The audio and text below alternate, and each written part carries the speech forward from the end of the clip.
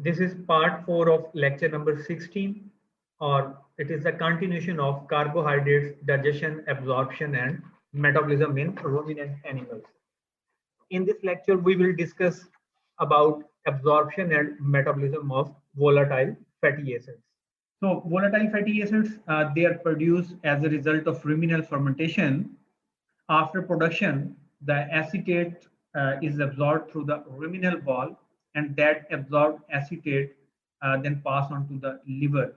So in the liver, it is converted to acetyl-CoA in the cytoplasm via acetyl-CoA synthetase. Approximately 80% of the acetate reaching the liver escapes oxidation and passes into the peripheral circulation. So this is the fate of acetate. It is absorbed through the ruminal wall and then it passes on to the liver, where it is converted into acetyl-CoA through acetyl-CoA synthetase. So about 80% of the acetate that is present in the liver, it escapes oxidation and passes into the peripheral circulation. So most of the acetate that is absorbed from the blood is oxidized via the citric acid cycle or used for fatty acid synthesis. Acetate is the main precursor for lipogenesis in ruminant. Lipogenesis means the synthesis of lipids. The reason being, in case of a ruminant animal, there is the absence of adequate levels of ATP citrate lyase. So this enzyme is not present in adequate amount, due to which glucose can only supply limited quantities of acetyl-CoA for fatty acid synthesis. So that's why the acetate is mainly utilized as a precursor for the synthesis of lipids rather than getting the precursor from the glucose. You can see or you can easily understand why acetate is utilized in case of ruminant animals.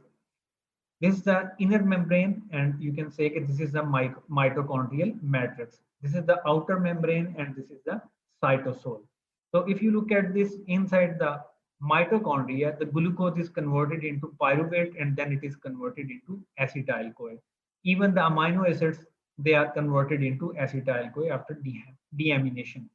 So this acetyl-CoA then converted into citrate, and then citrate pass out the inner membrane and then enter into the cytosol. So within the cytosol, what happens? This citrate is converted into oxaloacetate, and there is an enzyme citrate lyase. So this is the enzyme which is not present in abundant amount in case of ruminant animals. So the synthesis of this fatty acid is not up to that level through this glucose in case of ruminant animals. The mitochondrial inner membrane is impermeable to acetyl-CoA. So this membrane is impermeable. So an indirect shuttle transfer acetyl group equivalent across the inner membrane. Intramitochondrial acetyl-CoA first react with oxaloacetate that will make the citrate synthase. This is the enzyme which is responsible. I will repeat it. The mitochondrial inner membrane is impermeable to acetyl-CoA. So an indirect shuttle transfer acetyl group equivalents across the inner membrane. Intramitochondrial acetyl-CoA first react with oxaloacetate to form citrate in the citric acid cycle reaction catalyzed by citrate synthase. Citrate then passes through the inner membrane onto the citrate transporter. Then in the cytosol, the citrate is cleaved by citrate lyase and it regenerates acetyl-CoA. So this acetyl-CoA generation is an ATP dependent process. If you look at this, the ATP is utilized for the synthesis of acetyl-CoA. Oxaloacetate cannot return to the mitochondrial matrix. This oxaloacetate cannot enter into the mitochondria as such or directly because there is no oxaloacetate transporter. So what happened? There is a production of malate. So the cytosolic malate dehydrogenase reduces the oxaloacetate to malate, which return to the mitochondrial matrix on the malate ketoglutarate transporter in exchange for the citrate. So it enter and come over here. So in the mitochondrial matrix, malate is reoxidized to oxaloacetate to complete the shuttle. Alternatively, what happens? The malate produced in the cytosol is used to generate the cytosolic NADPH through the activity of malic enzyme. So that result in the production of pyruvate. Then pyruvate pass on from cytosol into the mitochondrial matrix. So due to the lack of this enzyme, this glucose cannot be a source for the synthesis of this acetyl-CoA and further for the synthesis of fat in the body. Absorption of VFAs. So there is a higher activity of acetyl-CoA synthetase in ruminant adipose tissues. So it reflects a high rate of acetate conversion to fatty acids. Acetate is a precursor of milk fat synthesis. So if there is a little production of acetate or there is a more production of propionate, the condition which we say that is a milk fat depression. The reason being due to less production of acetate, there is a less synthesis of fat or milk fat in the mammary gland. So that's why the animal will produce a milk with lower level of butter fat. So that condition is known as milk fat depression. Next is propionic acid absorption. So about 2 to 5% of the propionate during its absorption through the ruminal epithelium, it is converted into lactic acid. And the remaining propionic acid then enter in the portal blood as propionate. So most of the propionic acid is either oxidized or converted to glucose in the liver. So this is, you can say, just opposite to that of acetate. Acetate almost 80 to 90% escapes oxidation in the liver, whereas the propionic acid almost completely oxidized or converted to glucose in the liver. So propionyl-CoA undergo carbon dioxide fixation by the biotin containing enzyme, which is known as propionyl-CoA carboxylase, and then it forms methyl malonyl-CoA, and finally it converted into succinyl-CoA. So these are the pathways which are utilized for the entry of this propionic acid into the citric acid cycle. Okay, first, propionic acid is converted into propionyl-CoA, then it undergo carbon dioxide fixation through this propionyl-CoA carboxylase and then converted into methyl malonyl-CoA and finally into succinyl-CoA. This succinyl-CoA then enter into the citric acid cycle. Next is butyric acid or butyrate. During absorption through the ruminal epithelium, most of the butyric acid is converted to ketone bodies. So that result in a very low butyrate level in the portal blood. So the absorption of this VFAs is entirely different from that of acetate and propionate. So at the time of absorption in the ruminal epithelium, it is converted into ketone bodies. So there are three main ketone bodies. One is beta hydroxybutyric acid, second one is acetoacetate, and third one is acetone.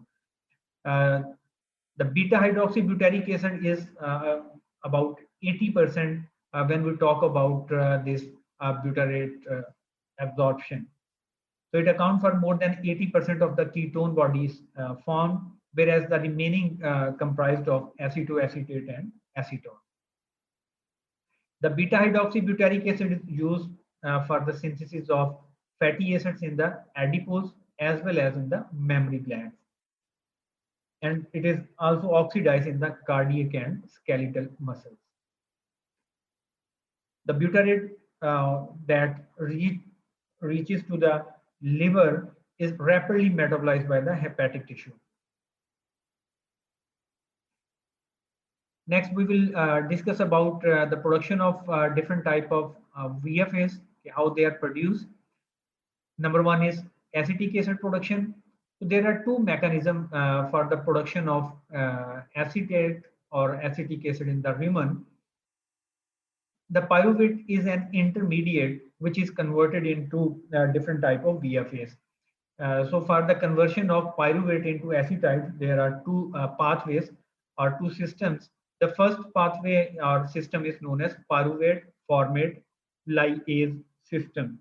This is the most common pathway for acetate production. It produces two products. One is known as formate and the other is acetyl-CoA.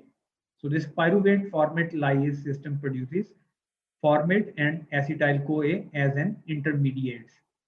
The formate is then converted to carbon dioxide and hydrogen by the other bacteria in the rumen. So it means when pyruvate is converted into acetyl-CoA through this pyruvate formate lyase system, there is a production of formate as well as acetyl-CoA. The formate is then converted finally into carbon dioxide and hydrogen.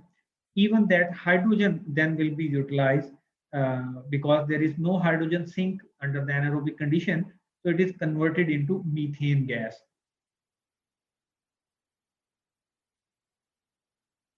The second pathway is known as pyruvate ferredoxin oxidoreductase pathway. This is the second pathway and it yields ferredoxin, carbon dioxide and acetyl-CoA. This pathway has been observed in Clostridia species like Megasphaerales and Veillonella and Alkalism.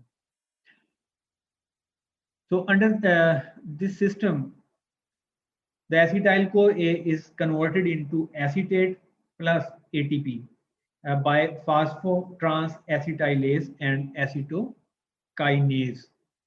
I just want to make it clear that ferredoxin that we have seen, it's a pyruvate ferredoxin oxidoreductase system. The ferredoxin is a iron sulfur protein. It mediates electron transfer in a number of metabolic reactions.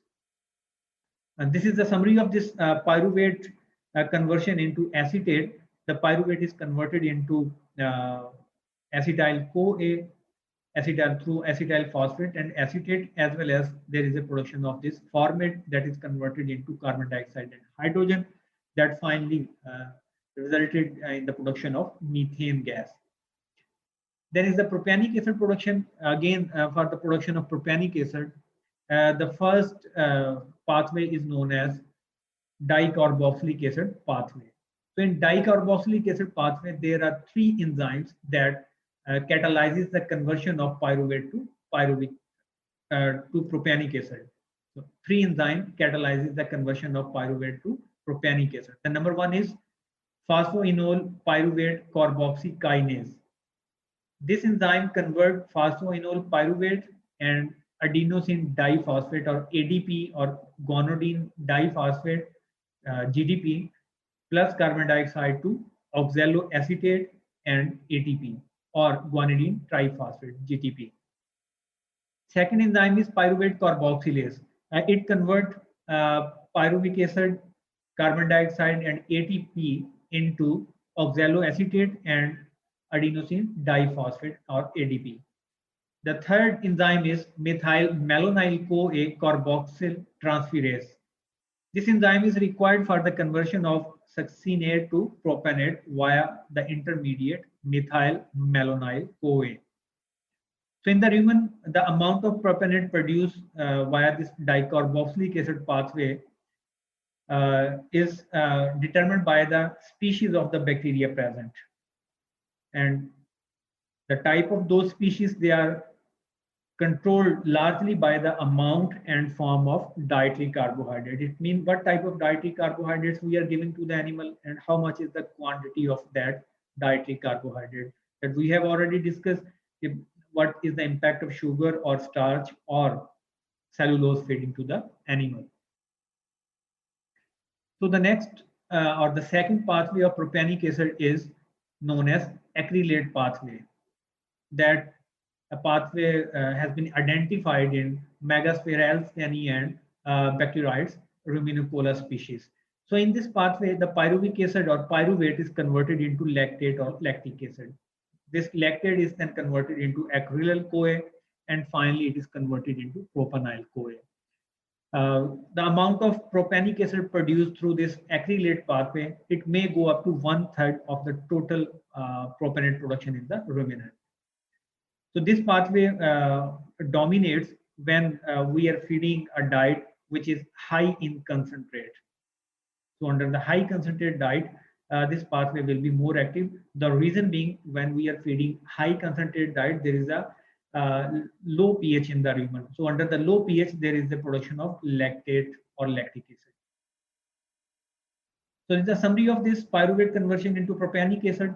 Pyruvate through lactate cycle or lactate pathway, lactate, lactyl-CoA, acrylyl-CoA, then propionyl-CoA. This propionyl-CoA is converted into propionate, or it might go into the TCA cycle or citric acid cycle via this succinate.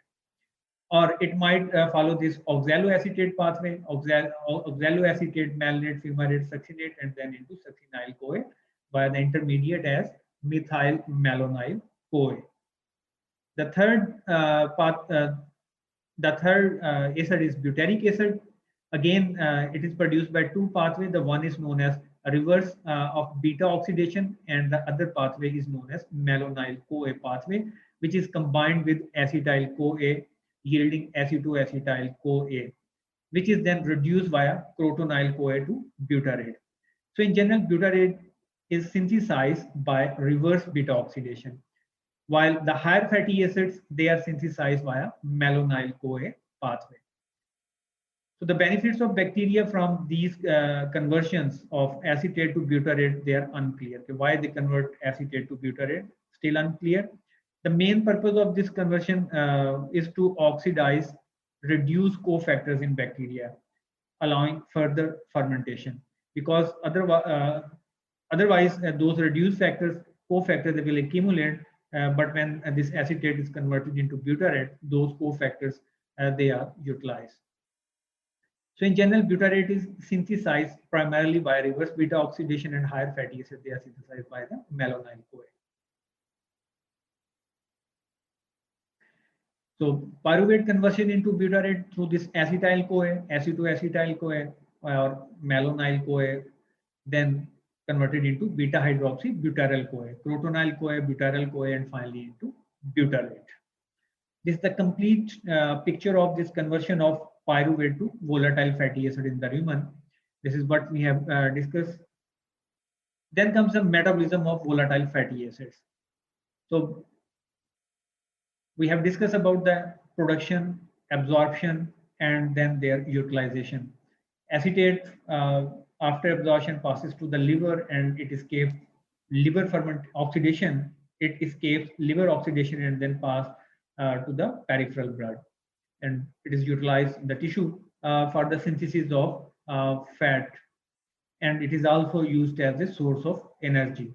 So you can say acetate and butyrate, they are the major energy sources, while the acetate is the major substrate for lipogenesis. Propionate, after absorption, goes into the liver, where it is oxidized and to the glucose. So propionate is a precursor for the production of glucose, or you can say it's a result for gluconeogenesis, or for the generation of glucose. So this is the reason if we prefer to have some fiber in the diet of the dairy animal to maintain the milk fat levels. The reason being, when there is a fiber in the diet, when there is cellulose or hemicellulose, then there is a production of acetate. So this acetate is responsible for the synthesis of milk fat or butter fat. Otherwise, if the diet is high in starch or in soluble sugars, that get fermented at a pH lower than that of this fiber fermentation, and that results in the production of propionic acid or propionate. So this propionate is the precursor for the synthesis of glucose. So when we are feeding more starchy diet, it means there is more synthesis of glucose. So that ultimately increases the milk yield. So acetate increases the milk fat content, propionate increases the milk yield. There is always an inverse relationship between yield and milk fat. If we want to increase the milk fat, then we have a milk. Uh, if we want to increase the milk fat, then we will get less quantity of milk. On the other hand, if we want to increase the production of milk, then we will have to a milk. If we want to increase the quantity of milk, then definitely the milk which we will get, that will have a less amount of butter fat. So if the diet is deficient in fiber or cellulose or hemicellulose, then the animal or the ruminant environment would not have a sufficient amount of acetate. It means there would be a less synthesis of butterfat, and ultimately the animal milk will have less amount of fat. So this condition is known as milk fat depression, where there is less synthesis of milk fat, and that is due to less production of acetate. And that less production of acetate is due to lack of forage or lack of refuges in the diet of the animal.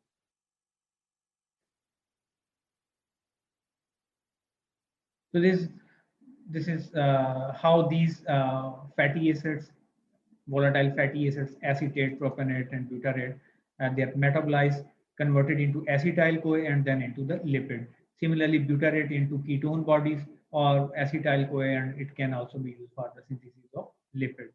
When we look at the propionate through succinyl-CoA into malate and then citrate, that will be utilized in the cycle for the production of energy, or under gluconeogenesis, or when there is a glucose deficient in ruminant animal, then through malate it is converted into oxaloacetate, and that oxaloacetate is then converted into phosphoenol pyruvate, and this phosphoenol pyruvate then finally converted into glucose. This process or this mechanism is known as gluconeogenesis.